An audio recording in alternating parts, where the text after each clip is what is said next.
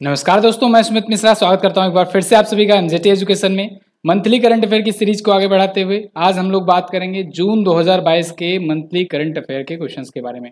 Most important questions detail explanation के साथ, images के साथ बहुत ही अच्छे से समझाया गया है और इस बार तो दोस्तों इंग्लिश आर्टिकल्स भी इंक्लूड किए गए हैं, तो इंग्लिश वाले स्टूडेंट को भी प्रॉब्लम नहीं होगी। ये पार्ट 1 है और इस वीडियो में मैं आपको हमेशा की तरह दोस्तों 1 तारीख से 15 तारीख के करंट अफेयर को पढ़ाऊंगा और सेकेंड पार्ट में हम लोग 16 तारीख से बाकी के 30 या 31 तारीख तक के करंट अफेयर को कवर करेंगे।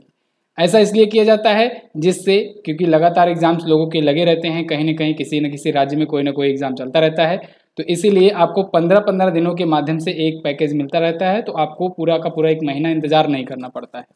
तो ये पार्ट 1 है और बाकी की सभी महीनों की प्लेलिस्ट लिंक डिस्क्रिप्शन में है, उसको जाकर के चेकआउट कर सकते हैं। यहाँ पर आपको कार्ड भी बनकर मिलेगा, उसको भी क्लिक करके आप देख सकते हो। तो चलिए शुरू करते हैं। अच्छा, एक और इन्फॉर्मेशन देना चाहूँगा, एमजेटी ऐप पर इसकी क्विज अवेलेबल है। इसकी क्विज और पीडीएफ, यही नहीं बाकी सभी महीनों की क्विज और पीडीएफ आप यहाँ से बिल्कुल फ्री में डाउनलोड कर सकते हो। तो फ्री पीडीएफ सेक्शन में जाकर के डाउनलोड कर पाओगे, फ्री क्विज सेक्शन में क्विज भी सॉल्व कर पाओगे। क्विज वगैरह सॉल्व कर लिया करो, इंपॉर्टेंट होता है। और टेलीग्राम ग्रुप पर भी पीडीएफ वगैरह भेज जाती है, तो लेटेस्ट अपडेट पीडीएफ और क्विजेस के लिए आप टेलीग्राम ग्रुप भी हमारा ज्वाइन कर सकते हैं। टेलीग्राम ओपन करना, सर्च करना एमजेटी एजुकेशन, मिल जाएगा हमारा ग्रुप और उसको ज्वाइन कर लेना। तो चलिए शुरू करते हैं। पहला क्वेश्चन आपके सामने है, हाल ही में कहां पर बीएसएफ और बीजीबी के बीच सीमा समन्वय सम्मेलन शुरू हुआ? तो बीएसएफ यानी कि बॉर्डर सिक्योरिटी फोर्स, बीजीबी यानी कि बॉर्डर गार्ड बांग्लादेश, इन दोनों के बीच में अभी ढाका में बांग्लादेश में दोस्तों सीमा समन्वय सम्मेलन आयोजित हुआ है। भारत की तरफ से भारत के जो आईजी हैं बीएसएफ के सुमित शरण जी, इनके नेतृत्व में 5 सदस्यीय टीम गई हुई थी, ठीक है। और वहाँ पर अगर बात करें कि बांग्लादेश में, तो वहाँ के जो क्षेत्रीय कमांडर हैं ब्रिगेडियर जनरल तनवीर गनी चौधरी, उन्होंने बांग्लादेश का प्रतिनिधित्व किया। तो ये क्यों किए गए थी मीटिंग?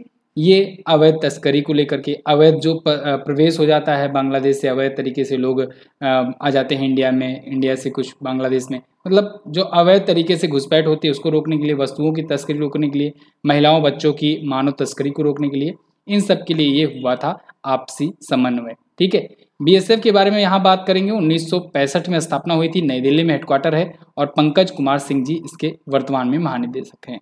अगला, प्रधानमंत्री के रोजगार सृजन कार्यक्रम को कितने वित्तीय वर्ष तक बढ़ाया गया? तो दोस्तों अभी हाल ही में प्रधानमंत्री की रोजगार सृजन कार्यक्रम योजना को 2026 तक के लिए बढ़ा दिया गया है, यानी कि कहें फाइनेंशियल ईयर 2025-26 तक ये बढ़ा दिया गया है, अगले 5 सालों तक के लिए बढ़ा दिया गया है। Prime minister employment generation programme, ये PMEGP के नाम से जाना जाता था, ठीक है।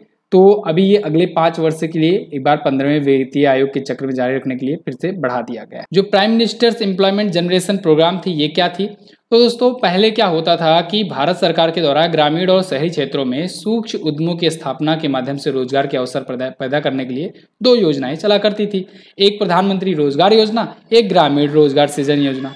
फिर इन दोनों को मिला दिया गया, इन दोनों को मिला करके प्रधानमंत्री रोजगार सृजन कार्यक्रम कर दिया गया और इसी को लेकर के एक क्रेडिट लिंक सब्सिडी कार्यक्रम शुरू किया गया और इसी को अब 5 सालों के लिए फिर से बढ़ा दिया गया है। क्लियर है, समझ में आया? चलिए MSME के लिए अगला, भारत और पाकिस्तान के बीच सिंधु जल संधि पर कौन सी बैठक आयोजित हुई? तो अभी भारत और पाकिस्तान के बीच सिंधु जल संधि समझौते के लिए 118वीं बैठक अभी आयोजित हुई। दोस्तों ये बहुत दिनों से चल रहा है सब कुछ, भारत पाकिस्तान की बैठक लगातार चल रही है, 118वीं बैठक थी, लेकिन अभी निष्कर्ष कुछ खास निकल नहीं पाया है। 1960 में पहली बार भारत और पाकिस्तान के बीच में सिंधु नदी जल समझौता हुआ था। उसके बाद से ये डिसाइड किया गया कि चलो टाइम पर बैठक आयोजित किया जाता रहेगा, क्या पता कब मूड बदल जाए और कब क्या डिसीजन आ जाए और कब दोनों टीमें जो हैं, दोनों तरफ से लोग सहमत हो जाएं। अगला, हाल ही में LIC ने किस नाम से बचत जीवन बीमा योजना शुरू किया? तो LIC ने भी बीमा रत्न के नाम से एक बचत जीवन बीमा योजना शुरू करी हुई है। LIC समय समय पर तरह तरह की बीमा योजनाएं शुरू करता रहता है। LIC भारत की दोस्तों ये 5वीं सबसे बड़ी कंपनी है ओवरऑल और सबसे बड़ी सरकारी कंपनी है और सबसे बड़ी इंश्योरेंस कंपनी। ये 3 पॉइंट आपको याद रखना है। क्या क्या? 5वीं सबसे बड़ी वैल्यूएशन के मामले में कंपनी और सबसे बड़ी सरकारी कंपनी और सबसे बड़ी इंश्योरेंस कंपनी है LIC, life insurance corporation of India. तो इसने अभी कुछ दिन पहले बचत प्लस नाम की एक बीमा योजना शुरू की थी, अब बीमा रत्न के नाम से एक और योजना शुरू करी गई है। अभी LIC का IPO आया था, जो कि इंडिया में अभी तक का सबसे बड़ा IPO था। LIC सबसे बड़े IPO को लेकर के शेयर मार्केट में लिस्ट हुआ। इसके तहत LIC ने 3.5% की हिस्सेदारी बेची हुई थी 21,000 करोड़ जुटाने के लिए। LIC की स्थापना 1956 में हुई, हेडक्वार्टर मुंबई में है और अध्यक्ष है MR कुमार। दोस्तों, पढ़ाई के साथ साथ मोटिवेशन की भी जरूरत होती है और इसके लिए मैं आपके लिए एक ऑडियो बुक रिकमेंड करना चाहूँगा आपको, रुक जाना नहीं। ये एक ऑडियो बुक है जो कॉम्पिटिटिव एग्जाम्स या सिविल सर्विसेज एग्जाम की तैयारी करने वालों के लिए, जितने भी यंगस्टर्स हैं उनके लिए ये किताब एक गाइडिंग लाइट की तरह है, अपने कैरियर को एक पॉजिटिव रूप देने के लिए, और वो तमाम छोटे से छोटे लाइफ सीक्रेट जिससे आपकी पर्सनालिटी और भी दिन ब दिन बेहतर ही बन सकती है। आपको ये ऑडियो बुक समरी जरूर सुनना चाहिए। ये आप सुन सकते हैं कुकू FM से। कुकू FM ऑडियो बुक का खजाना है दोस्तों। ये इंडिया का लीडिंग ऑडियो शो है जिसमें आपको 4000 से ज़्यादा कंटेंट लाइब्रेरी मिल जाती है with 4.5 Google Play Store rating. Kuku FM एक इंडियन ऐप है जिससे आप कहीं भी कभी भी ऑडियो बुक, बुक समरीज और रिकॉर्ड्स वगैरह सब कुछ सुन सकते हो, वो भी अपने रीजनल लैंग्वेजेस में। यहाँ पर हर चीज़ आपको ऑडियो बुक के रूप में मिल जाएगी। दोस्तों, मैं खुद ऑडियो बुक से सुनना पसंद करता हूँ क्योंकि कुकू FM जो है ये हमारी इमेजिनेशन को बढ़ाने का काम करता है। हम अभी आपके लिए एक खास ऑफर लेकर के आए हैं। इस टाइम पर अगर आप कुकू FM का ईयरली सब्सक्रिप्शन लेते हो तो आपको 50% का डिस्काउंट मिल जाएगा। जी हाँ दोस्तों, 399 का सिर्फ और सिर्फ आप 199 में पैकेज प्राप्त कर सकते हो, ईयरली सब्सक्रिप्शन प्राप्त कर सकते हो कुकू FM पर अभी जा करके लेने पर। ये लिमिटेड के लिए टाइम के लिए ऑफर है, 11 जून से 19 जून तक ही चल रहा है। इसके लिए कूपन कोड आपको यूज़ करना है घर50। ध्यान रखिएगा, घर50 कूपन कोड यूज़ करना मत भूलना, capital letter without any space, 11 June से 19 जून के बीच में। तो अभी जाइए और कुकू FM डाउनलोड कीजिए और उसका ईयरली सब्सक्रिप्शन लेकर के अपनी इमेजिनेशन को और ज़्यादा बूस्ट कीजिए ऑडियो समरीज के माध्यम से। अगला, हाल ही में मोनाको F1 ग्रैंड प्रिक्स 2022 किसने जीता? तो मोनाको F1 ग्रैंड प्रिक्स 2022 जीत लिया है दोस्तों सर्जियो पेरेज ने। सर्जियो पेरेज ये दोस्तों कहाँ के हैं? ये रेडबुल के खिलाड़ी हैं, रेडबुल के ड्राइवर हैं और रहने वाले कहाँ से है अगर पूछा जाए आपसे तो ये रहने वाले हैं मैक्सिको से। इन्होंने मोनाको ग्रैंड प्रिक्स जीता हुआ है। ठीक है, अच्छा, मोनाको ग्रैंड प्रिक्स जीतने वाले ये पहले मैक्सिकन भी बन गए हैं, ये भी आपको याद रखना है। अभी तक कितनी F1 रेसेज हुई हैं और इनको किसने किसने जीता है इस सीजन में, इसको जान लीजिए। तो मैक्स वर्स्टैपेन ने अभी तक जो भी रेसेज हुई हैं उनमें सबसे ज़्यादा जीता हुआ है। ये नीदरलैंड के खिलाड़ी हैं, रेडबुल के ये भी ड्राइवर हैं। इन्होंने सऊदी अरब ग्रां प्री, एमिलिया रोमांगना ग्रां प्री और मियामी ग्रां प्री और स्पेनिश ग्रां प्री जीता। वहीं चार्ल्स लेक्लेयर जो कि फेरारी के ड्राइवर हैं और मोनाको के रहने वाले हैं, इन्होंने बहरीन ग्रां प्री, ऑस्ट्रेलियन ग्रां प्री जीता हुआ है। जबकि सर्जियो पेरेज जो हैं ये मैक्सिको के रहने वाले हैं, रेडबुल के ड्राइवर हैं, इन्होंने मोनाको जीता है। क्लियर है? अगर पूछा जाए दुनिया में कौन सबसे ज़्यादा जीता है तो आप बताएंगे लुइस हैमिल्टन। कहाँ के हैं वो दोस्तों? ग्रेट ब्रिटेन के हैं और मर्सिडीज के ड्राइवर हैं, सबसे ज़्यादा रेस वही जीते हैं। अगला, विश्व दुग्ध दिवस कब मनाया गया?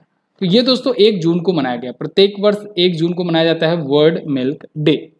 तो इस बार का वर्ल्ड मिल्क डे इंपॉर्टेंट भी है, थीम छोटी है, थीम भी पूछा जा सकता है आपसे, डेयरी नेट जीरो।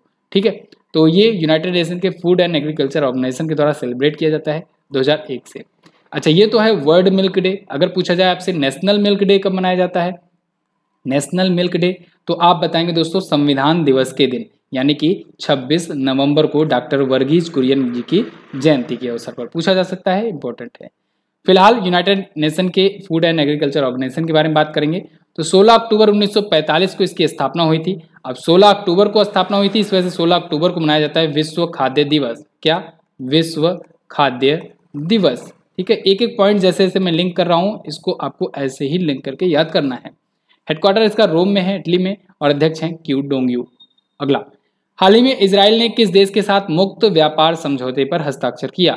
तो इजराइल ने दोस्तों यूनाइटेड अरब अमीरात के साथ पहली बार फ्री ट्रेड एग्रीमेंट पर साइन किया हुआ है और यूनाइटेड अरब अमीरात बन गया है पहला खाड़ी देश गल्फ कंट्री जो कि दोस्तों ये इजराइल के साथ समझौता किया हुआ है और वो भी फ्री ट्रेड एग्रीमेंट पर।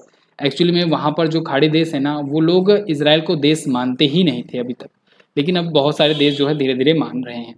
यूएई ही पहला शांति समझौते पर हस्ताक्षर करने वाला भी देश बना था इजराइल से, ठीक है, पहला खाड़ी देश ये भी बना था वही उसी टाइम पर। यूएई के बारे में बात करेंगे तो अबू धाबी कैपिटल है। नए राष्ट्रपति यहाँ पर बने हैं मोहम्मद बिन जायद अल नहयान, जो खलीफा बिन जायद अल नहयान थे उनका निधन हो गया है, ठीक है। यहाँ की करेंसी है यूएई दिरहम। यहाँ इजराइल के बारे में बात करेंगे तो यरूशलेम यहाँ की राजधानी है। नेप्टाली बेनेट प्राइम मिनिस्टर, राष्ट्रपति इसाक हर्जोग, मुद्रा न्यू शकेल। अगला, हाल ही में इंटरनेशनल शूटिंग स्पोर्ट फेडरेशन विश्व कप 2022 में भारतीय महिला निशानेबाज टीम ने कौन सा मेडल जीता? तो इसने जीत लिया है गोल्ड मेडल। देखिए 3 लोग का ग्रुप था ये भारतीय महिला निशानेबाज टीम, और इसमें इला वेनिल वालारिवान, श्रेया अग्रवाल और रमिता, इन तीनों की टीम ने गोल्ड मेडल जीत लिया है 10 मीटर एयर राइफल इवेंट में। अभी ये कहाँ पर आयोजित हुआ? बाकू में आयोजित हुआ था आईएसएसएफ का विश्व कप। ध्यान रखिएगा, इससे पहले जो आईएसएसएफ कप हुआ था वो जूनियर विश्व कप था। क्या था? वो जूनियर विश्व कप था। अगला, दुनिया का सबसे तेज कंप्यूटर कौन बना? तो दुनिया का सबसे तेज सुपर कंप्यूटर बन गया है दोस्तों फ्रंटियर। फ्रंटियर ने फुगाकू को 2 सालों के बाद पीछे कर दिया है। 2 साल से टॉप पर फुगाकू का था जापान का, लेकिन अब फ्रंटियर जो कि अमेरिका का है ये टॉप पर आ गया है। सुपर कंप्यूटर सबसे तेज, दुनिया का सबसे तेज ये सुपर कंप्यूटर है फ्रंटियर, ठीक है। ये क्वांटिलियन कैलकुलेशन करता है प्रति सेकंड में, बहुत तेज है ये, ओके। तो इसको अब सबसे तेज, दुनिया के सबसे तेज सुपर कंप्यूटर होने का गौरव प्राप्त हो गया है। अमेरिका में ये बनाया गया है। अगला, हाल ही में रक्षा मंत्रालय ने भारत की किस सेना के लिए स्वदेशी अस्त्र MK1 BVR मिसाइलों के लिए समझौता किया? तो रक्षा मंत्रालय ने भारतीय वायुसेना और भारतीय नौसेना के लिए, यानी उपरोक्त तो दोनों यहाँ पर सही रहेगा, इन दोनों के लिए अस्त्र मिसाइल के लिए डील करी हुई है। देखिए कुछ इस प्रकार से होगी अस्त्र मिसाइल। DRDO ने इसे डेवलप किया हुआ है, खतरनाक मिसाइल है। 2971 करोड़ की लागत का ये डील हुआ है MK1 BVR मिसाइलों के लिए। BVR बोले तो बियॉन्ड विजुअल रेंज, ओके। तो भारत डायनेमिक्स लिमिटेड के साथ रक्षा मंत्रालय ने मिलकर के इसके लिए समझौता किया है। अगला, पुरुष हॉकी विश्व कप 2022 में भारतीय टीम ने कौन सा पदक जीता? तो भारतीय हॉकी टीम ने जीत लिया है ब्रॉन्ज मेडल पुरुष हॉकी एशिया कप में। पुरुष हॉकी एशिया कप अभी हाल ही में आयोजित हुआ, इंडोनेशिया में आयोजित हुआ, जकार्ता में। तो इसमें भारत ने जापान को 1-0 से हरा करके ब्रॉन्ज मेडल अपना पक्का किया। अब देखिए ब्रॉन्ज मेडल तो भारत ने जीता, गोल्ड और सिल्वर किसने जीता? गोल्ड जीता साउथ कोरिया ने और सिल्वर जीता मलेशिया ने, ठीक है। भारत के जो भारतीय कप्तान थे वीरेंद्र लकाड़ा, ये कांस्य पदक वाला जो प्ले ऑफ था भारत का उसमें मैन ऑफ द मैच घोषित किए गए, और जापान के खिलाफ राजकुमार पाल को एकमात्र गोल मिला था। अगला, हाल ही में सशस्त्र सीमा बल का महानिदेशक किसे नियुक्त किया गया? तो अभी हाल ही में SSB का, सशस्त्र सीमा बल का महानिदेशक बनाया गया SL थाउसेन को। SL थाउसेन यहाँ पर आपको नजर आ रहे हैं, ये होंगे अब SSB के नए महानिदेशक। 1988 बैच के मध्य प्रदेश कैडर से ये IPS ऑफिसर है, ओके। तो अभी तक क्या था कि ITBP के जो DG हैं संजय अरोड़ा, इन्हीं को एक्स्ट्रा चार्ज मिला हुआ था, लेकिन अब नए महानिदेशक नियुक्त कर दिए गए हैं। SSB की स्थापना 1963 में करी गई थी, नई दिल्ली में हेडक्वार्टर है। अगला, हाल ही में किस युवा महिला उद्यमी ने टाइम्स बिजनेस अवार्ड 2022 जीता? तो अभी हाल ही में इसको जीता है रश्मि साहू ने। रश्मि साहू आपको यहाँ पर नजर आ रही हैं सोनू सूद के साथ अवार्ड रिसीव करते हुए। तो इनको अभी हाल ही में टाइम्स बिजनेस अवार्ड 2022 का खिताब दिया गया है। एक युवा महिला उद्यमी है और अग्रणी खाद्य ब्रांड जो है रुचि फूड लाइन और उड़ीसा की नंबर 1 मसाला कंपनी है, उसकी निदेशक हैं रश्मि साहू। तो इनको टाइम बिजनेस अवार्ड 2022 दाद किया गया है। अगला, हाल ही में किसने अहमदाबाद में ओलंपिक स्तर के खेल परिसर की आधारशिला रखी?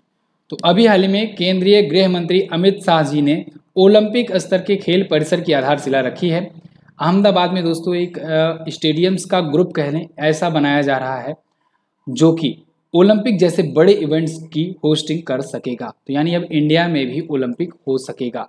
तो यहाँ पर केंद्र सरकार जो है वो अहमदाबाद में Sardar Patel sport complex, Narendra Modi stadium, Narayanpura sport complex, ऐसे 3 और स्पोर्ट कॉम्प्लेक्स को मिला करके एक ऐसे स्पोर्ट कॉम्प्लेक्स का निर्माण करने जा रहा है जहां पर ओलंपिक जैसे बड़े गेम्स होस्ट किए जा सकेंगे। ओलंपिक हुआ, एशियन गेम्स हुआ, कॉमनवेल्थ हुआ, ठीक है। तो 632 करोड़ रुपए इस पर खर्च किए जा रहे हैं। अगला, आपको पता होना चाहिए नरेंद्र मोदी स्टेडियम दुनिया का सबसे बड़ा क्रिकेट स्टेडियम है। गजट रिव्यू के ग्लोबल टॉप 10 में जगह बनाने वाले पहले भारतीय कौन बने? तो पहले भारतीय बन गए हैं दोस्तों विकास खन्ना। विकास खन्ना यहाँ पर आपको इमेज में दिख रहे हैं, ये सेफ हैं, सेफ, ठीक है। तो इनको छठा स्थान मिला है, टॉप 10 में ये शामिल हुए हैं और बहुत ही फेमस ये सेफ हैं विकास खन्ना। तो इनको गजट रिव्यू के द्वारा दुनिया के टॉप 10 में शामिल किया गया है। दुनिया में सबसे महंगी कुक बुक बनाने के लिए भी ये जाने जाते हैं। अच्छा, अपनी ई बुक भी आती है, ई बुक जो लोग नहीं लिए हो अगर लेना चाहते हो तो ले सकते हो। 2021 की ई बुक यहाँ से आप प्राप्त कर पाओगे। ब्रह्मास्त्र जो है जनवरी से लेकर के दिसंबर तक का कंटेंट इसमें है और इसमें आपको अध्यायवार एक्सप्लेनेशन है, 100% डिटेल कवरेज है, बहुत ही सरल भाषाओं में समझा करके आपको बताया गया है, सभी एग्जाम्स के लिए है। और लास्ट 6 मंथ की भी ई बुक आई हुई है, दिसंबर से लेकर के मई तक की, अगर आप लेना चाहते हो तो ये भी आप ले सकते हो। सारी चीज़ें आपको मिलेंगी MZT ऐप पर। MZT app Google Play store से जाकर के आप डाउनलोड कर सकते हो और या फिर आप 72 35 93 94 67 इस पर व्हाट्सएप करके भी अपना UPI के माध्यम से भी पेमेंट के जरिए आप प्राप्त कर सकते हो। अगला, हाल ही में किस राज्य सरकार ने पेपर्स स्टाम्प की जगह ई स्टाम्प शुरू किया? तो ई स्टाम्प व्यवस्था शुरू कर दिया है पंजाब राज्य सरकार ने। पंजाब में ई स्टाम्पिंग को अप्रूवल दे दिया गया है। अब यहाँ पर पेपर स्टाम्प नहीं यूज किया जाएगा। 1 रुपये से 19,999 या कहें कि 2,000 रुपये तक के जो भी स्टाम्प होंगे, 20,000 रुपये तक के जो भी स्टाम्प होंगे, उनको अब ई स्टाम्प के माध्यम से ही सर्कुलेट किया जाएगा। और जो स्टाम्प के सेलर होंगे उनको 2% का कमीशन मिलेगा, उनको एक्स्ट्रा अलग से चार्ज लेने की जरूरत नहीं है। हाल ही में मेटा प्लेटफॉर्म के नए मुख्य परिचालन अधिकारी कौन बनाए गए? तो वो बनाए गए जेवियर ओलिवन। जेवियर ओलिवन यहाँ पर आपको इमेज में दिख रहे हैं दोस्तों, ये अब नए चीफ ऑपरेटिंग ऑफिसर होंगे मेटा के। ओके, किसकी जगह पर आए हैं? शेरिल सैंडबर्ग की जगह पर आए हैं। ये अब हट गए हैं तो इनकी जगह पर आए हैं। मेटा जो है ये फेसबुक की पेरेंट कंपनी अब बन चुकी है, ठीक है। CEO है मार्क जकरबर्ग। अगला, यहाँ पर भी आप देख पाएंगे फेसबुक जो है अब मेटा के अधीन आ गए हैं और मेटा के ही अंतर्गत इंस्टाग्राम वगैरह भी है। हाल ही में किस एप्लीकेशन ने लापता बच्चों को ढूंढने के लिए अलर्ट फीचर जारी किया? तो इंस्टाग्राम ने शुरू किया है लापता बच्चों को ढूंढने के लिए अलर्ट फीचर। ये इंटरेस्टिंग फीचर है और अभी तो इंडिया में नहीं आया हुआ है, लेकिन US वगैरह में स्टार्ट कर दिया गया है। इंस्टाग्राम में इसे शुरू किया है। IP एड्रेस ट्रेस करके ये जो जिसके आसपास में कोई बच्चा खोया रहेगा उसके पास में एडवर्टाइजमेंट उसका दिखाएगा, वहाँ के जो भी यूजर्स होंगे उनको, जिससे अगर कोई लापता है तो फिर मिल सके। अब इंस्टाग्राम को फेसबुक ने एक्वायर कर लिया है, आपको पता होगा 2012 में ही एक्वायर कर लिया था $1 बिलियन में। CEO इसके हैं केविन सिस्टॉम। अगला, हाल ही में किस राज्य में भारत का पहला लिक्विड मिरर टेलीस्कोप शुरू किया गया? तो दोस्तों उत्तराखंड में भारत का पहला लिक्विड मिरर टेलीस्कोप शुरू किया गया है। उत्तराखंड की पहाड़ियों पर इसे लगाया जा रहा है। ये तरल दर्पण दूरबीन या कहें लिक्विड मिरर टेलीस्कोप जो होगा भारत में पहला और एशिया में सबसे बड़ा होगा। ओके, तो एक पहाड़ी देवस्थल पर स्थापित किया गया है। इसे भारत और बेल्जियम के और कनाडा के खगोलविदों ने मिलकर के बनाया है। भारत का पहला रुपया आधारित क्रिप्टो इंडेक्स CRE8 किसने लॉन्च किया? तो इसको लॉन्च किया दोस्तों कॉइन स्विच कुबेर ने।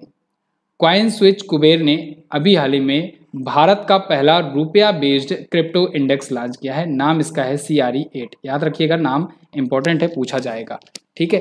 तो ये 8 क्रिप्टो जो परिसंपत्तियां हों उनका प्रदर्शन कैसा रहेगा, उनका क्या परफॉर्मेंस है, उसको ट्रैक करेगा और रुपए के मोड में ट्रेड करेगा, ठीक है।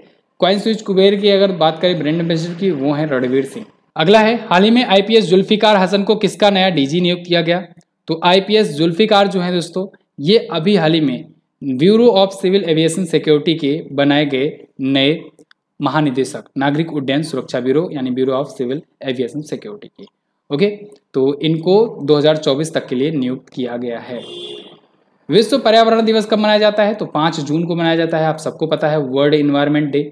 इस बार की थीम बड़ा इंपॉर्टेंट है, ओनली वन अर्थ। क्या है? ओनली वन अर्थ है इस बार की थीम। पूरी थीम अगर पूछा जाएगा तो यहाँ तक हो जाएगा living sustainability in harmony with nature, but only one earth भी पूछा जा सकता है, आपको देखने को मिल सकता है कई जगहों पर। तो ओनली वन अर्थ ही आप याद रखेंगे तब भी कोई दिक्कत नहीं है।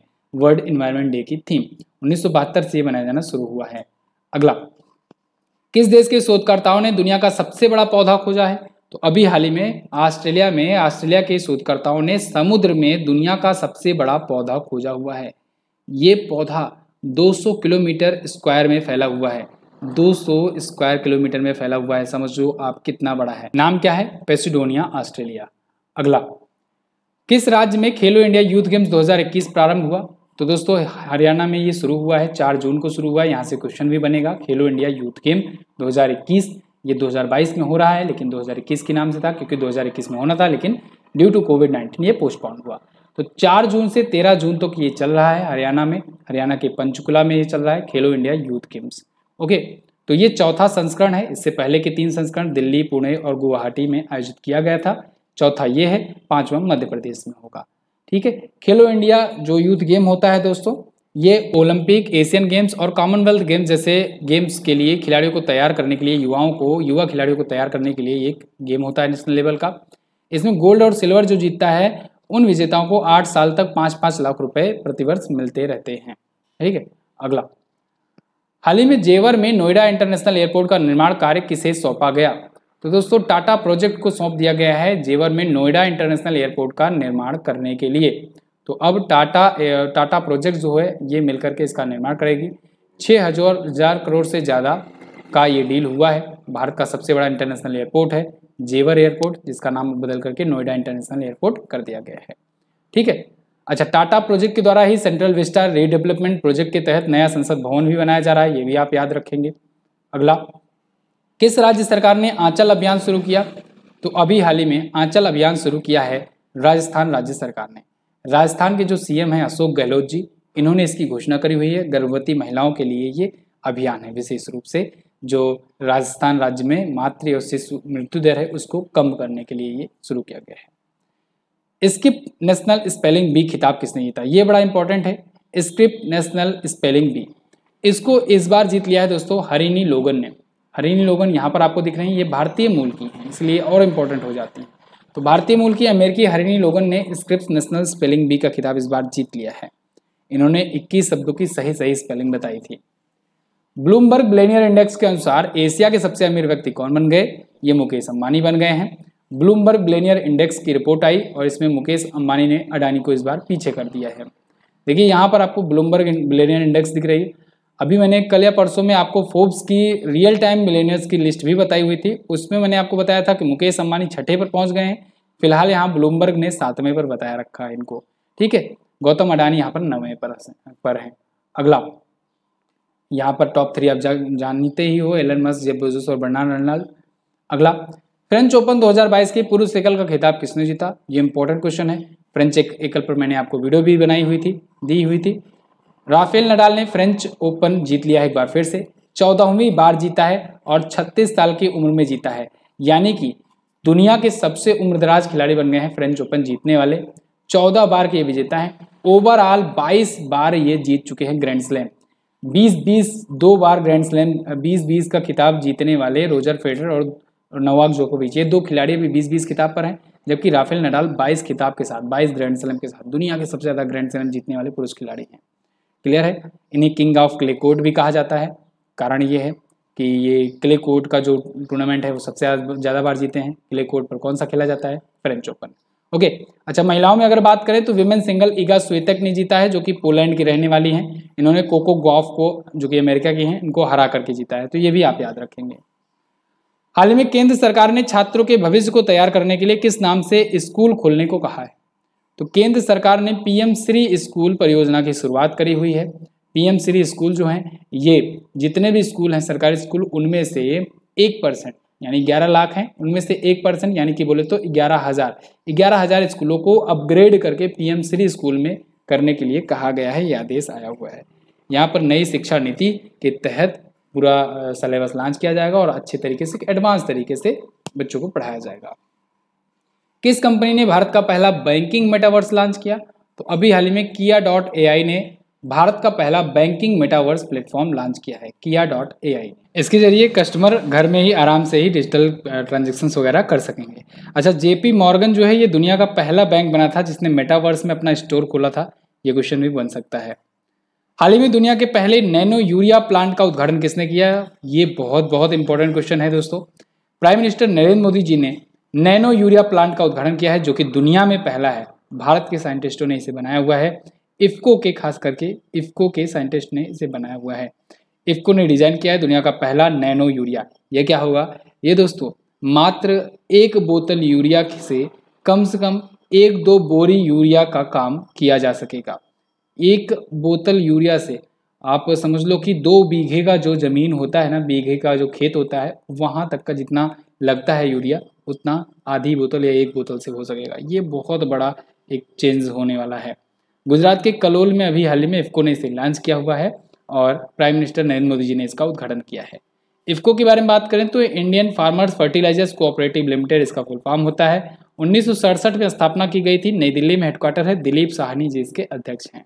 अगला, किस राज्य की श्रेया लेंका के पॉप कलाकार बनने वाली पहली भारतीय बनी? तो ये त्रिपुरा की दोस्तों हैं श्रेया लेंका, ये के पॉप कलाकार आर्टिस्ट बनने वाली पहली इंडियंस बन गई हैं।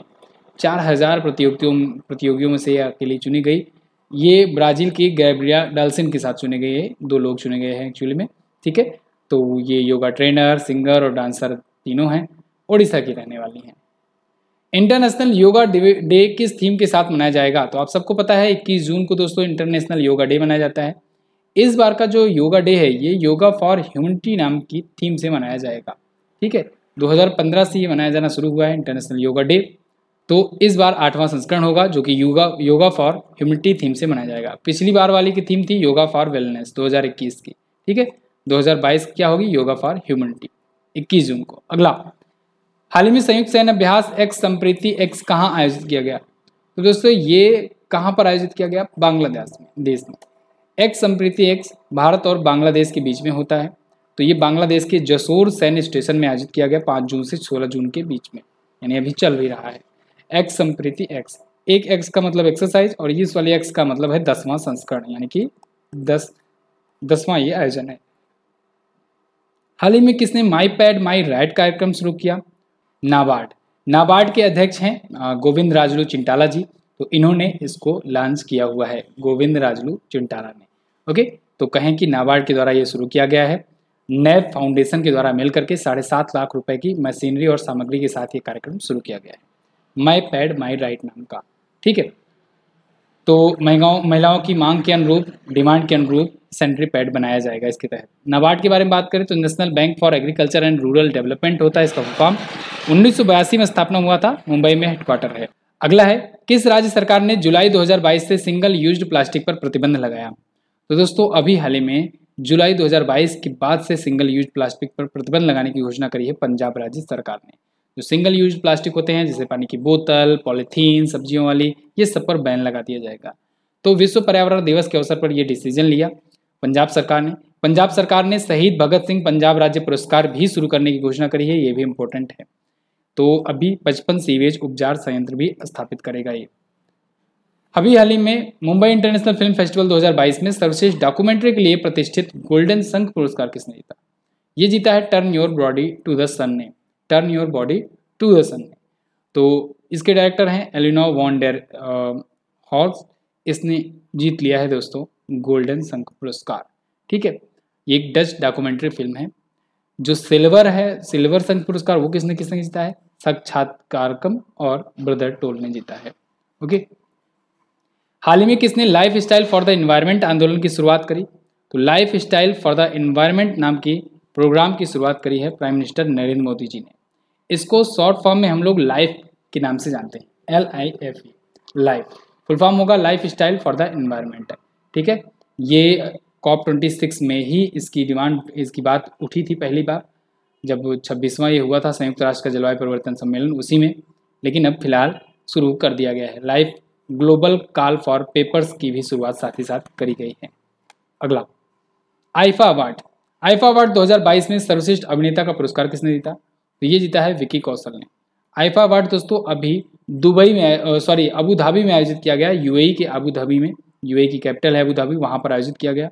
तो बेस्ट एक्टर का खिताब जीता विकी कौशल ने मेल में सरदार उधम के लिए। बेस्ट एक्टर फीमेल कैटेगरी में जीता कृति सेन ने मिमी मूवी के लिए। बेस्ट डायरेक्टर विष्णुवर्धन ने जीता शेरशाह मूवी के लिए, और बेस्ट फिल्म भी शेरशाह ही चुनी गई है। और बेस्ट प्लेबैक सिंगल फीमेल आशीष कौर और मेल सिंगर जुबिन नौटियाल चुने गए, ठीक है, रातन लबिया के लिए। और वहीं बेस्ट सॉन्ग चुना गया लहरा दो, 83 मूवी का सॉन्ग था। क्लियर। नाटो ने कहाँ पर बाल्टोप्स नामक नौसैनिक अभ्यास किया? तो नाटो ने अभी हाल ही में बाल्टिक सागर में बाल्टोप्स नाम से नौसैनिक अभ्यास किया हुआ है। इंटरेस्टिंग बात ये रही कि इसमें 2 और देश शामिल हुए जो नाटो के मेंबर नहीं हैं, लेकिन इच्छा जाहिर कर रहे हैं कि नाटो अपने आप में शामिल कर ले। फिनलैंड और स्वीडन, ये 2 देश भी इस अभ्यास के हिस्सा रहे। ये वैसे तो होता वार्षिक अभ्यास है, नौसैनिक अभ्यास प्रत्येक वर्ष होता है 1972 से, ठीक है। नाटो ने अभी कुछ और भी आयोजन किए थे, अपने अभ्यास किए थे। ये इंपॉर्टेंट पॉइंट है, यहाँ से क्वेश्चन बनेगा जरूर। जैसे कोल्ड रिस्पॉन्स नॉर्वे में किया गया, नेपच्यून स्ट्राइक ये भूमध्य सागर में हुआ था, और लॉक्ड सील्ड दुनिया का सबसे बड़ा साइबर सिक्योरिटी अभ्यास ये एस्टोनिया में हुआ था, ठीक है। नाटो के बारे में बात करें तो नॉर्थ अटलांटिक ट्रीटी ऑर्गेनाइजेशन है। 12 देशों ने मिल करके 1949 में इसकी स्थापना करी थी। अभी वर्तमान में 30 देश हो चुके हैं। मुख्यालय है ब्रुसेल्स में, बेल्जियम में। हेड अध्यक्ष हैं जेंस स्टोलनबर्ग। अगला क्वेश्चन है, हाल ही में किस देश के रेलवे को UIC international sustainable railway award द्वारा सम्मानित किया गया? तो दोस्तों इंडियन रेलवे को मिला है ये अवार्ड, बहुत इंपॉर्टेंट है।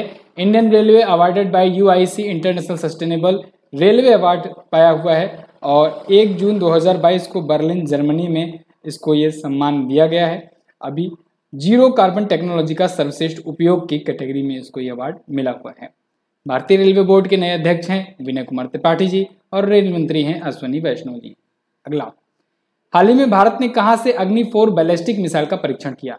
तो अभी हाल ही में भारत ने एपीजे अब्दुल कलाम द्वीप से, दोस्तों जिसे पहले हम लोग व्हीलर द्वीप के नाम से जानते थे, व्हीलर द्वीप, उस द्वीप पर अभी अग्नि 4 बैलिस्टिक मिसाइल का परीक्षण किया है इंडिया ने। यहाँ पर आप देख पाएंगे बिजनेस स्टैंडर्ड का आर्टिकल है, India successfully test nuclear capable Agni 4 ballistic missile.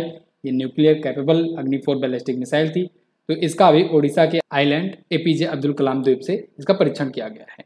Okay, अगला यहाँ पर भी आप देख पाएंगे। अच्छा, रेंज के बारे में आपको बताया था कि रेंज जो है अग्नि 1 की जो है ये लगभग 1000 किलोमीटर के आसपास में होती है, अग्नि 2 लगभग 2000 के आसपास में, अग्नि 3 3000, 4 जो होती है वो 4000, और 5 जो होती है वो 5000 से 5500 किलोमीटर रेंज की वाली मिसाइल होती है। अगला, जून 2022 में भारतीय रिजर्व बैंक ने रेपो रेट बढ़ा करके कितना किया? तो जून 2022 में भारतीय रिजर्व बैंक ने एक बार फिर से रेपो रेट में वृद्धि करी हुई है। अभी तक 4.40% था, अब बढ़ा करके 4.90% कर दिया है। मैंने आपसे पहले भी बताया था रेपो रेट बढ़ने वाला है, और बढ़ेगा जरूर डेफिनेटली, क्योंकि महंगाई दर इतना ज़्यादा है। तो 4.40 अभी कुछ दिन पहले बढ़ाया गया था 40 बेसिस पॉइंट, अब 50 और बेसिस पॉइंट को बढ़ा दिया गया है। बेसिस पॉइंट बोले तो आप 0.5% कह सकते हो इसको, ठीक है। जितना जैसे कि 50 बेसिस पॉइंट है तो इसको 0.5% कह सकते हो। तो अब हो गया है रेपो रेट 4.90%। आरबीआई के द्वारा यहाँ पर जो शक्तिकांत दास जी हैं, जो आरबीआई के गवर्नर, इन्होंने इसका अनाउंसमेंट किया हुआ है रेपो रेट का 50 बेसिस पॉइंट बढ़ाने का। ओके, अब क्या क्या चीज़ें हैं करंट टाइम पर, कितने कितने रेट हैं, इनको भी ध्यान रखिएगा। रेपो रेट अब 4.90% हो गया है, bank rate 5.015%, cash reserve ratio 4.50%, reverse repo rate 3.35% है। क्लियर है? अच्छा, मॉनेटरी पॉलिसी कमेटी में 6 सदस्य होते हैं, आपको कई बार बताया गया है। ये 6 सदस्य में 3 तो होते हैं आरबीआई के, और 3 होते हैं गवर्नर के, गवर्नमेंट के, गवर्नर के नहीं, गवर्नमेंट के। तो 3 आरबीआई 3 गवर्नमेंट के होते हैं, और अध्यक्षता आरबीआई का गवर्नर करता है, यानी शक्तिकांत दास जी करेंगे। तो ये सभी 6 सदस्य के नाम हैं, इनका नाम आपको पता होना चाहिए। किस राज्य के मुख्यमंत्री ने बीच विजिल ऐप लॉन्च किया? तो गोवा के सीएम ने दोस्तों इसे लॉन्च किया है, beach vigil app. Goa CM Pramod Sawant, देखिए यहाँ पर आर्टिकल है, introduce beach vigil app to keep an eye on beaches. Beaches पे दोस्तों बहुत सारी घटनाएं हो जाती हैं, तो इन घटनाओं को रोकने के लिए, इन पर नज़र बनाने के लिए बीच विजिल ऐप लॉन्च किया गया है गोवा सरकार के द्वारा, ठीक है। गोवा भारत का सबसे छोटा राज्य है। येल और कोलंबिया यूनिवर्सिटी द्वारा जारी पर्यावरण प्रदर्शन सूचकांक में भारत किस स्थान पर है? तो देखो ये एक रैंकिंग आया, निराश करने वाला रैंकिंग था। इंडिया को इसमें सबसे लास्ट में रखा गया, 180 देशों की रैंक थी, और 180वें नंबर पर भारत ही था। यहाँ पर भी आप देख पाएंगे इसको, भारत के जो पड़ोसी देश हैं उनकी स्थिति काफ़ी बेटर है इंडिया से। अफगानिस्तान में देखिए प्रदूषण कितना ज़्यादा कम है, 81 है, और पाकिस्तान में 176, और श्रीलंका 132वें स्थान पर, चाइना 160 पे, नेपाल 162 पे, बांग्लादेश 177, इंडिया 180 सबसे लास्ट पर, ठीक है। टॉप 3 में, टॉप 5 में अगर बात करें, डेनमार्क, यूके, फिनलैंड, माल्टा और स्वीडन था। हाल ही में किस कार निर्माता ने एशिया का सबसे बड़ा सोलर प्लांट लगाया है? दोस्तों मारुति सुजुकी ने अभी हाल ही में एशिया का सबसे बड़ा सोलर प्लांट लगाया हुआ है। यहाँ पर आप आर्टिकल देख पाएंगे, Maruti Suzuki install Asia's largest 20 megawatt solar plant at Manesar faculty. ये मानेसर हरियाणा में स्थापित किया गया है। कहाँ पर? मानेसर हरियाणा में। ये आपसे पूछा जाएगा कहाँ पर बनाया गया है। तो मानेसर हरियाणा में 20 मेगावाट क्षमता वाला है। आगे इसको 28,000 मेगावाट बिजली प्रदान करने का लक्ष्य बनाया गया है, रख करके ध्यान में, मारुति सुजुकी के द्वारा। अगला, हाल ही में कहाँ पर शीतल षष्ठी पर्व मनाया गया? तो शीतल षष्ठी पर्व ये दोस्तों अभी हाल ही में उड़ीसा में मनाया गया है। यहाँ पर आप आर्टिकल देख पाएंगे, Sheetal Shashthi festival Shiva Parvati's engagement to be held in Sambalpur. ठीक है, तो ये संबलपुर उड़ीसा में मनाया जाता है, सेलिब्रेट किया जाता है शीतल षष्ठी भगवान शंकर और माता पार्वती जी की याद में। ओके, उड़ीसा के और प्रमुख त्यौहार कौन कौन से हैं? बोईता बंदना, छऊ महोत्सव, कोणार्क नृत्य महोत्सव, बाली यात्रा, धानु यात्रा भी मनाया जाता है, और राजा परबा, नुआखाई, ठीक है, पोइला बैसाख, ये सभी महोत्सव यहाँ पर मनाए जाते हैं उड़ीसा में। ओके, अगला, भारतीय महिला टीम की महान क्रिकेटर मिताली राज ने संन्यास की घोषणा कर दी है। ये क्रिकेट के किस प्रारूप से संन्यास लेंगे? तो ये इन्होंने दोस्तों इंटरनेशनल क्रिकेट के सभी प्रारूपों से संन्यास लेने की घोषणा कर दी है। तो सभी फॉर्मेट से ये संन्यास ले ली हैं, टेस्ट क्रिकेट, वनडे क्रिकेट और T20 क्रिकेट। भारत की सबसे समझ लो कि महानतम खिलाड़ी महिलाओं में यही हैं, मिताली राज। मिताली राज का कैरियर आप देखिए, इनका कंप्लीट हुआ, बहुत बड़ा इन्होंने योगदान दिया है। इनका लगभग 23 सालों का कैरियर रहा क्रिकेट का, और 23 सालों के क्रिकेट कैरियर में इन्होंने बहुत सारी अचीवमेंट हासिल करी हुई है, बहुत सारे रिकॉर्ड इनके नाम है। यहाँ पर आप देख पाएंगे, मोस्ट अपीयरेंसेस इन वर्ल्ड ODI 232 मैचेस खेली हुई हैं ODI क्रिकेट में, वर्ल्ड ODI में। इसके अलावा सबसे ज़्यादा ODI कैरियर रन बनाए हैं, 7,805 रन बनाए हैं। First cricketer to score 7 consecutive 50s in world ODI, लगातार 7 अर्धशतक बनाने का रिकॉर्ड है, और बहुत सारे रिकॉर्ड है। Only Indian cricketer to lead India in second ODI world cup finals, 2 world cup final में इंडिया को ले जाने वाली। तो ये इनका रेजिग्नेशन लेटर था, इस्तीफा इन्होंने दे दिया है। कुछ और अवार्ड्स की बात करेंगे दोस्तों, तो अर्जुन पुरस्कार इनको मिल चुका था, पद्मश्री 2015 में मिल चुका है, मेजर ध्यानचंद खेल रत्न पुरस्कार 2021 में मिल चुका है। सबसे ज़्यादा विश्व कप मैचों में कप्तानी करने का रिकॉर्ड, 23 साल का क्रिकेट कैरियर जो कि सबसे लंबा रहा, सभी फॉर्मेट में भारत के लिए सबसे ज़्यादा रन का रिकॉर्ड इन्हीं के नाम है सब। ठीक है, अगला, अच्छा ये कहाँ की हैं? ये राजस्थान की रहने वाली हैं, ये क्वेश्चन भी बन सकता है। हाल ही में किस देश ने तियांगोंग अंतरिक्ष स्टेशन के निर्माण के लिए क्रूड मिशन शुरू किया? तो इसने तियांगोंग अंतरिक्ष स्टेशन मिशन के लिए चाइना ने अभी हाल ही में क्रू मिशन लॉन्च किया है। क्रू मिशन ये 3 लोगों का थर्ड मैन देखिए मिशन है, ये 3 लोगों को ये भेजेगा चाइना, क्रू मिशन भेजेगा कहाँ पर? तियांगोंग स्पेस स्टेशन में। एक्चुअली में जैसे इंटरनेशनल स्पेस स्टेशन है ना, वैसे ही चाइना अपना खुद का स्पेस स्टेशन बना रहा है, नाम है इसका तियांगोंग स्पेस स्टेशन। तो इसको और अच्छे से बनाने के लिए, अभी क्योंकि अभी बन रहा है, निर्माणाधीन है, तो इसको और अच्छे से बनाने के लिए 3 यात्रियों का दल क्रू यान भेजा हुआ है। ओके, ये जो 2 मॉड्यूल का मुख्य जो मॉड्यूल है उसे तियानहे के नाम से जाना जाता है, तियानहे। तो ये भी पूछा जा सकता है, वो लिविंग रूप टाइप का है। ठीक है, अंतरिक्ष यान का क्या नाम है? सोनझोउ 14। क्या? सेंझोउ 14। लॉन्ग मार्च 2F रॉकेट के द्वारा इसे लॉन्च किया गया है, जियोकॉन सैटेलाइट लॉन्च सेंटर से। किस देश को संयुक्त राष्ट्र ने $48 मिलियन की मानवीय सहायता देने का फैसला लिया है? तो दोस्तों यूनाइटेड नेशन ने श्रीलंका को $48 मिलियन US की मानवीय सहायता देने की फाइनली घोषणा कर दी है। आपको पता है श्रीलंका बिल्कुल डूब चुका है, उसकी इकोनॉमी बिल्कुल बर्बाद हो चुकी है। ऐसे में इंडिया ने भी बहुत बढ़ चढ़ कर की हिस्सा लिया मदद में, और $3 बिलियन का इंडिया ने मदद किया है। और देखिए यूनाइटेड नेशन $48 मिलियन का मदद किया है। ठीक है, तो भारत ने ना सिर्फ मुद्रा की मदद की है, बल्कि RBI ने अपनी करेंसी में व्यापार करने को मंजूरी दे दी है, और भी बहुत सारे खाद्यान्न वाली चीज़ें भेजी गई हैं, फूड सप्लाईज भेजी गई, दवाइयाँ भेजी गई, बहुत सारी हेल्प किया हुआ है इंडिया। फिलहाल यहाँ पर आप देख पाएंगे संयुक्त राष्ट्र के द्वारा ये घोषणा कर दी गई है। श्रीलंका की राजधानी श्री जयवर्धनेपुरा है।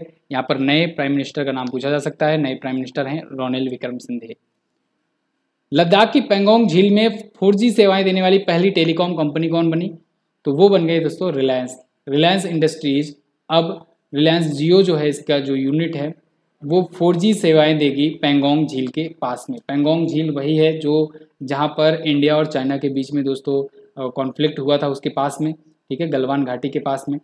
तो पैंगोंग लेक वहीं पर है और वहाँ पर उस एरिया में 4G सर्विसेज अब रिलायंस जियो प्रोवाइड करेगा।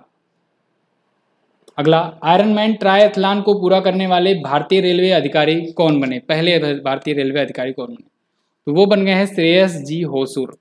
ये आयरन मैन ट्रायथलॉन को पूरा करने वाले पहले इंडियन रेलवे ऑफिसर बन गए हैं और ये वर्ल्ड का टफेस्ट ट्रायथलॉन माना जाता है, दुनिया का सबसे टफेस्ट कंपटीशन माना जाता है। कारण क्या है? कारण ये है, देखिए कि इसमें एक ही दिन में देखिए एकल दिवस है ना, एक ही दिन में 3.8 किलोमीटर की तैराकी करनी होती है, जस्ट उसके बाद 180 किलोमीटर साइकिल चलाना होता है, उसके जस्ट बाद 42 किलोमीटर की दौड़ करनी होती है। ये सब कुछ एक दिन में करना होता है, इस वजह से ये दुनिया का सबसे टफेस्ट ट्रायथलॉन माना जाता है और 3 टाइप का होता है इसमें, इसलिए ट्रायथलॉन कहेंगे, ठीक है। तो श्रेयस जी होसूर ने ये अचीवमेंट हासिल कर ली है 13 घंटे 26 मिनट में। अगला, हाल ही में जारी क्यूएस वर्ल्ड यूनिवर्सिटी रैंकिंग 2023 में शीर्ष पर कौन है?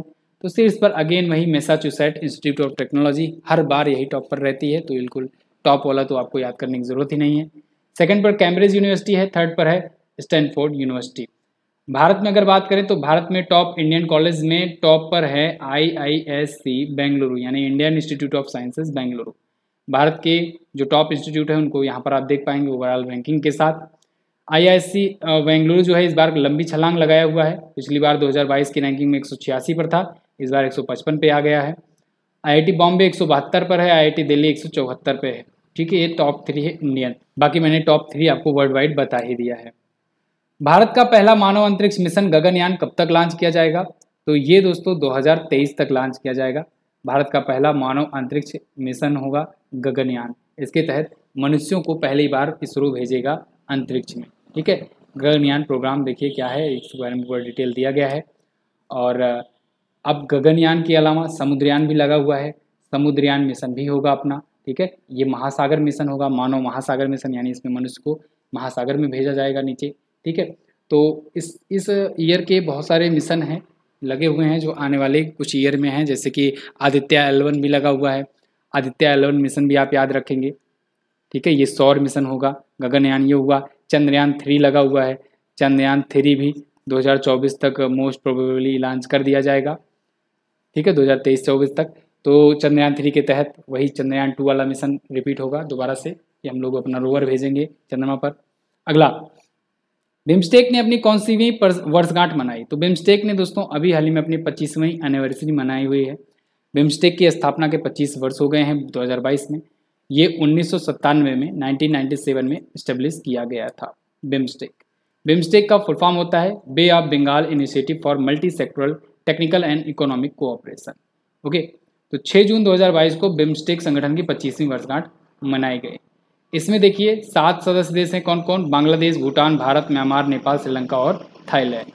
1997 में स्थापना हुई, ढाका में हेडक्वार्टर है और इसे दक्षिण पूर्व एशियाई देशों का एक अंतर्राष्ट्रीय संगठन कहते हैं। हाल ही में किस राज्य ने YSR यंत्र सेवा योजना लॉन्च की? तो अभी हाल ही में YSR यंत्र सेवा योजना शुरू की दोस्तों आंध्र प्रदेश में। जहां भी YSR दिख जाए तो आप आंध्र प्रदेश लगा दीजिएगा, कारण यह है इनकी पार्टी का नाम है YSR कांग्रेस। तो यहाँ पर आप देख पाएंगे Andhra Pradesh government launch YSR यंत्र सेवा स्कीम। 10,750 YSR यंत्र सेवा सेंटर्स इसके तहत खोले जाने हैं और 2016 करोड़ का कॉस्ट इस पर आने वाला है। तो ये आंध्र प्रदेश के गुंटूर में चुट्टू गुंटा केंद्र में स्थापित किया जाना, इसको योजना को लॉन्च किया गया शुरुआत में। इसके तहत दोस्तों 3800 ट्रैक्टर्स और 320 संयुक्त हार्वेस्टर पूरे आंध्र प्रदेश के किसानों वगैरह पर के लिए सेंटर पर प्रोवाइड कराए जाएंगे, ठीक है। अगला, डिजिटल इलेक्ट्रॉनिक्स के लिए दुनिया का पहला राइट टू रिपेयर कानून किस देश की विधानमंडल द्वारा प्रोवाइड किया गया? तो राइट टू रिपेयर ये अमेरिका के द्वारा लाया गया है। राइट टू रिपेयर कानून अमेरिका की विधानसभा के द्वारा। देखिए इलेक्ट्रॉनिक्स में आप कोई भी चीज़ इक्विपमेंट यूज़ करते हो आजकल, खास करके मोबाइल वगैरह, ये कंपनियां ऐसा प्रोडक्ट बनाने लगी हैं जैसे आप ये सोचने लगो कि यार इसके पार्ट्स मिल नहीं रहे हैं तो इसको बनवाने से अच्छा है हम दूसरी मोबाइल ले लें, और दूसरी आप सेम कंपनी का लेने जाओगे क्योंकि आप थोड़ा सा फेमिलियर हो गए हो उसके फीचर्स से, उसके क्वालिटीज़ से, उसके चलाने के स्टाइल से, ठीक है। तो इस वजह से उनकी इस हिसाब से एक प्रकार से बिक्री बढ़ जाती है। तो इसको लेकर के एक राइट टू रिपेयर कानून लाया गया है यूएस में, जिसके तहत ये कहा गया जाएगा कि जितने भी व्यक्ति हैं, जितने भी कस्टमर होंगे, उनको उनका अधिकार मिलेगा कि वो रिपेयर करा सकें। तो अगर वो रिपेयर कराना चाहेंगे तो कंपनियों को स्पेयर पार्ट भी प्रोवाइड करने होंगे, उपलब्ध करवाने होंगे। अगला, मनरेगा लोकपाल किसे नियुक्त किया गया है? तो मनरेगा लोकपाल के रूप में दोस्तों अभी हाल ही में एनजे ओझा जी को नियुक्त किया गया है। N J Ojha Mahatma Gandhi national rural employment guarantee scheme के अब नए लोकपाल होंगे। ये इस स्कीम के जो भ्रष्टाचार के मामले होते हैं उनकी देखरेख करेंगे। ओके, मनरेगा आपको पता होगा पहले नरेगा के नाम से जाना जाता था जब ये स्टेब्लिश हुआ था, 2005 के तहत लाया गया था, राष्ट्रीय ग्रामीण रोजगार गारंटी अधिनियम के तहत। आगे चल करके इसके नाम के आगे महात्मा गांधी नाम जोड़ दिया गया, तो ये हो गया मनरेगा। ओके, तो फिलहाल एनजे ओझा 2 वर्ष के लिए नियुक्त किए गए हैं। अगला है, हाल ही में रूस और किस देश के बीच पहले सड़क पुल का अनावरण किया गया? तो रसिया और चाइना के बीच अभी हाल ही में पहले सड़क पुल का, रोड ब्रिज का अनावरण किया गया है। देखिए, फर्स्ट रोड ब्रिज है, यहाँ पर आर्टिकल आप देख पाएंगे, इंडिया और चाइना के बीच में। ये जो है ये अमूर रिवर के ऊपर बनाया गया है। ये रिवर का नाम पूछा जा सकता है आपसे। ये ब्लागोवेस्टनेक शहर जो कि रसिया का है, इसको जोड़ेगा चीन के हीहे शहर से। तो 19 बिलियन रूबल का इस पर खर्च आया है बनाने में। ये चाइना और रसिया के बीच में पहला होगा रोड ब्रिज। हाल ही में किस देश ने चांद का सबसे विस्तृत नक्शा जारी किया? दोस्तों, चाइना ने चंद्रमा का सबसे विस्तृत, सबसे डिटेल मैप अभी तक का जारी किया हुआ है। टाइम्स ऑफ इंडिया का आर्टिकल है आपके सामने। सबसे मोस्ट डिटेल ये मैप अभी तक जारी किया है, ये जारी कर पाया है अपने चांग E5 मिशन के तहत। जो चांग E5 मिशन इसने लॉन्च किया था, उसके तहत इसने ये लॉन्च किया है। आपको पता होगा 2020 में ये मिशन लॉन्च किया गया था। ओके, तो इसने एक नया सबसे डिटेल अभी तक का नक्शा जारी किया है और इसमें 12,341 इफेक्टिव क्रेटर और 17 रॉक टाइप्स और 81 इफेक्टिव बेसिन्स और 14 प्रकार की यहाँ पर संरचनाएं इसमें शामिल हैं। ओके, अगला, प्रधानमंत्री नरेंद्र मोदी ने कहाँ पर इन स्पेस का उद्घाटन किया? इन स्पेस का उद्घाटन किया गया दोस्तों अहमदाबाद में।